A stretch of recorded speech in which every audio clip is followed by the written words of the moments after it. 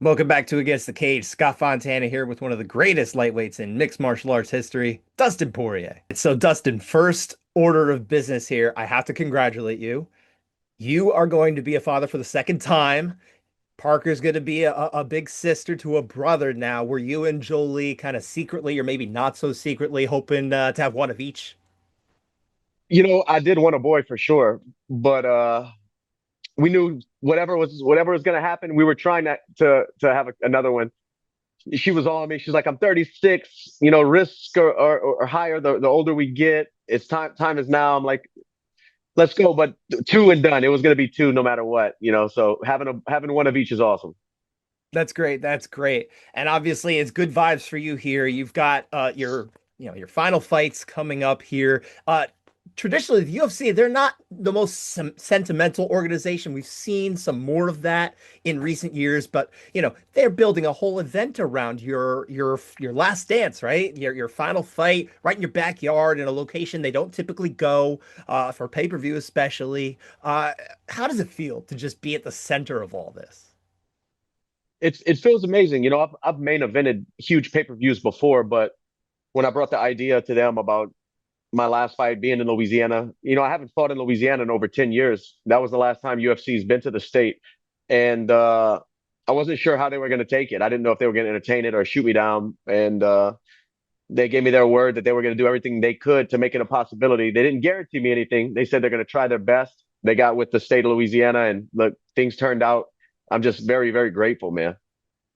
Now, is was there like a second option in your mind? Like, man, if this doesn't work out because of all the hurdles and stuff, like where would you have been otherwise? No clue. We didn't really talk about other options. They pulled the trigger and made this happen. But for me, thinking about it, if it would have been in the South somewhere, whether Texas or Atlanta or somewhere driving range in the South for Louisiana, because I have so many people back home who don't get to go across the world, don't get to go to Vegas, New York to these big events. If they can drive there, they'll be there. Sure, like a Houston, right? Something like that. Yeah, that's maybe 3.5 hours drive from where I grew up. Sure, sure. Now, I mean, just the fact that this is the last dance, they built it around you. Does it almost make it a little easier for you to let the door close and say, "Man, I can't turn back now. I can't just unretire later," right? Well, that was that me announcing this is it wasn't the coming back or all that stuff was never a plan. This is going to be it. When I lay those gloves down, I'm never going to fight, again. Like when you're kind of going through this, because obviously it's been a year since we've seen you in action, and there was a long process to kind of get to this point and all that kind of thing. I understand. Did it allow you to kind of start to see what life is going to be like when you're not competing 2 times a year like you used to like to do? No, because I was still thinking about fighting. I've had layoffs here and there throughout my career, but no matter what I'm doing, or even if I have a year layoff like this time now, it's fighting is still a cloud in my head hanging over me. I'm always thinking about it. I'm always in the gym still, back home, trying to get better, trying not to get too far away from being in decent shape in case I got a call. It's a more of a way of life. So I don't know. Like when I lay the gloves down and I'm actually free from fighting, uh, I don't know. I gotta go through it to get there. I don't know what the mindset is there. I think that's an interesting choice, free from fighting. Do you almost feel like there's like a grip on you? Like, man, I have to pull A myself hundred away. percent. A Yeah. hundred percent. Yeah. I mean, I've been doing this since I was 17 years old. So like I said, it's a way of life. This is the way I think. I think to get up and run and go to the gym, hang out with my friends on the mats, try to learn new techniques, work on different stuff. It's just I've been doing it for longer than I haven't been doing it. So it's going to be a hurdle, I think, when it's all said and done, and I'm really retired. But I'll get through it. Take me back to that fight. You mentioned 10 years ago you fought in New Orleans, your only time fighting in NOLA. And you're back here for Only this one, time in of the course, only UFC time in the 318. UFC. In the I fought there UFC, before. yes. Yeah, yeah. But obviously, bigger stage. The fact that you were on that stage fighting there, what sort of experience do you take away from that last time that can maybe serve you fighting so close to home once again? Remember the love and the support at weigh-ins at the fight. Just running into familiar faces, being in a city that I've been to so many times and had such great memories there. My daughter goes there a couple times a year for cheer competitions. Me and my wife go there to football games and to eat good food and stuff. And I grew up going to New Orleans. So just being there, being around familiar faces, being around my people is awesome, man. I remember taking my team around to the French Quarter, to the French Market, telling them I couldn't eat, telling them where to eat, and it was a good vibe. That's great. That's great. Obviously, the mandate here was legends only, right? That was what you wanted. You got a legend, albeit one you've already fought twice and defeated twice. Max Holloway, one of the most accomplished fighters ever. So, like, this is clearly a legend. The BMF belt, he's got that up for grabs. You've tried to get that before. There's another chance for you to get this. How much of a lure was maybe getting that belt? And we when we spoke a couple years ago before that fight, the Gaethje fight, you were talking about how this was kind of like would help with the legacy. How much does this be like a lure for you that you could add to your legacy with this belt? It's definitely a huge another notch on the belt in accolades of my career. And like you said, Max is a legend. Belt or no belt, this is a great fight. He's a warrior. I'm a huge fan of his, and the fans know that this is going to be a fun fight. But the belt just adds to it. Retiring my last fight, a chance to go out with the BMF championship. It's beautiful, man. At home, it's a beautiful story. What sort of challenges kind of come into this? The fact that it is an opponent obviously incredibly dangerous. I mean, you don't have the BMF belt unless you're a dangerous man, right? And you know very well how dangerous he is. But what sort of challenges come into the fact that you've already fought him before and actually beaten him two times? Yeah, these fights are so long ago, though.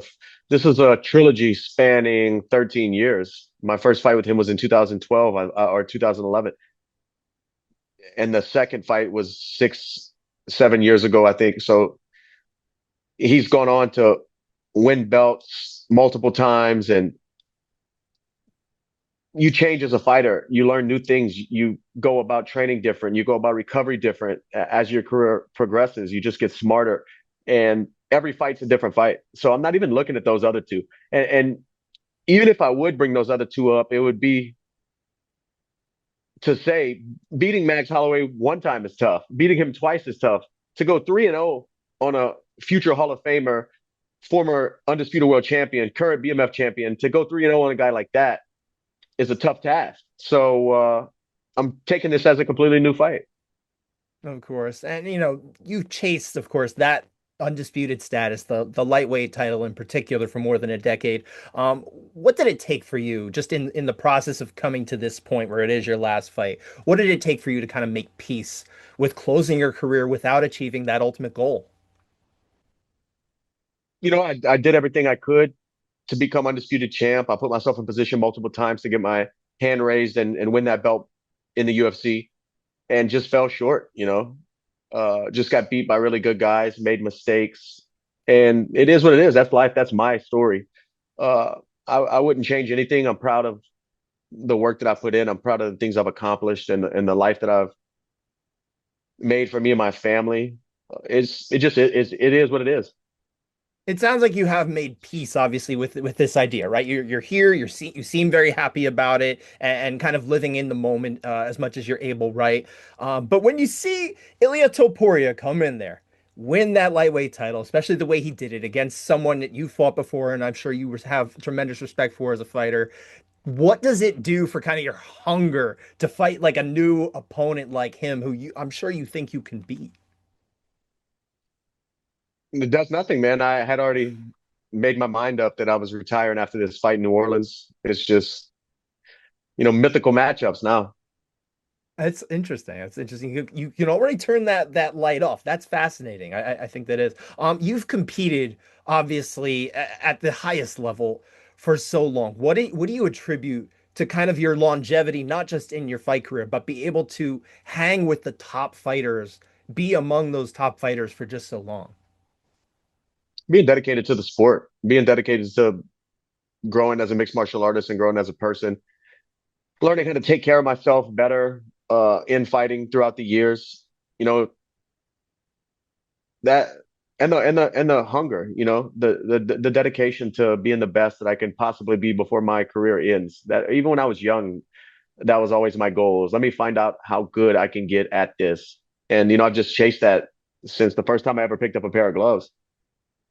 Now, obviously, you're 36. You're not an old man by any stretch. I just turned 40, so I'm ahead of you. Um, you gave some advice to kind of the idea of new fighters. That it was go to college, right? I don't know how much of a joke that was, or if that was genuine, serious advice here. But I'm just curious because now you're going to have a lot of time ahead of you.